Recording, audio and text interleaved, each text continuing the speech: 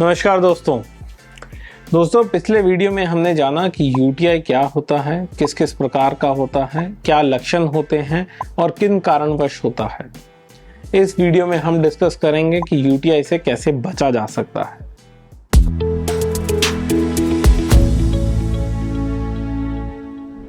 Hi everyone, I am Dr. Mrinal Pava and I am working as Senior Consultant in Department of Urology and Renal Transplant at Sir Gangaram Hospital, New Delhi। तो दोस्तों UTI से बचने के लिए कुछ आसान और effective नुस्खे हैं जो हम डेली दिनचर्या में इंक्लूड करके अपने आप को यूटीआई से बचा सकते हैं।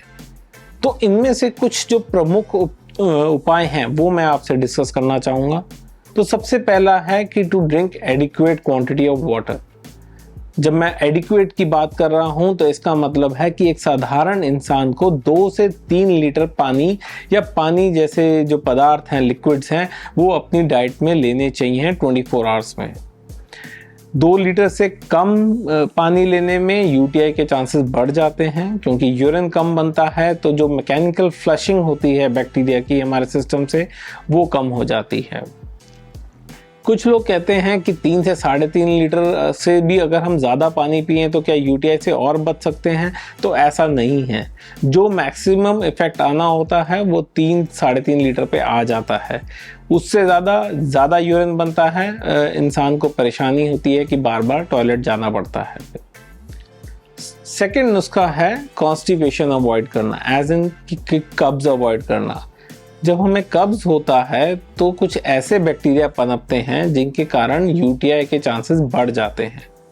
कॉन्स्टिपेशन के कारण जो स्टूल्स हैं वो हमारे जो यूरिन के रास्ते को रोक देते हैं, तो यूरिन की रिटेंशन भी हो जाती है और उसके बाद उसके अंदर ज़्यादा इन्फेक्शन पनपने के चांसेस रहते हैं बनने के।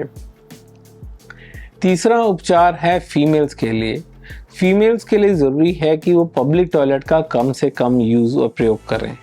अगर पब्लिक टॉयलेट यूज़ करना ही है तो मेक श्योर कि जो सीट है वो अच्छी तरह साफ़ हो, या फिर आप new seat disposable covers use कर सकते हैं।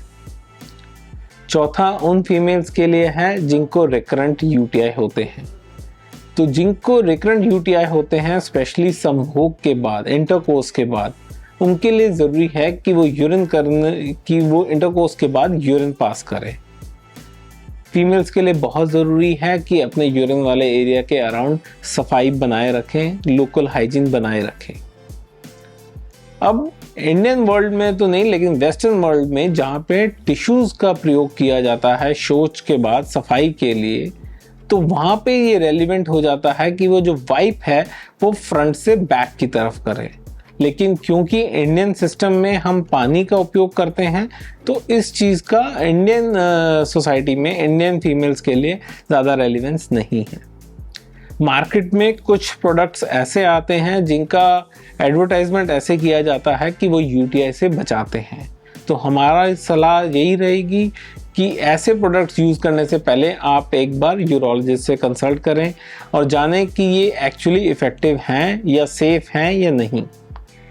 हमारा परामर्श ये भी रहेगा फीमेल्स के लिए कि वो एक्सटर्नल प्रोडक्ट्स का यूज़ अपने यूरिन के एरिया या फिर बच्चेदानी के एरिया के अराउंड ना करें।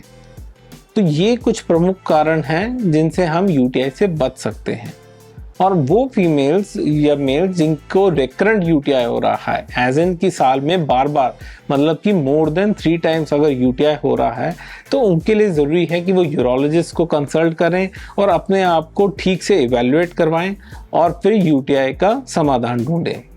तो दोस्तों, अगर आपको ये वीडियो पसंद आया हो तो please subscribe to our channel and please press the bell button to keep a track of our latest videos. अगर आप हमसे जुड़ना चाहते हैं, हमसे अपॉइंटमेंट बुक करना चाहते हैं या और जानकारी चाहते हैं सब्जेक्ट पे, तो नीचे दिए गए डिस्क्रिप्शन में वेबसाइट पे विज़िट कीजिए। आप नीचे दिए गए नंबर पे कॉल करके हमारे साथ अपॉइंटमेंट भी बुक करा सकते हैं। दोस्तों, प्लीज़ हमारे साथ जुड़े रहिए एज हम नेक्स्ट वीडियो में बात करेंगे यूरिनरी इनकॉन्टिनेंस के बारे में। Thank you very much. Thanks for watching this video.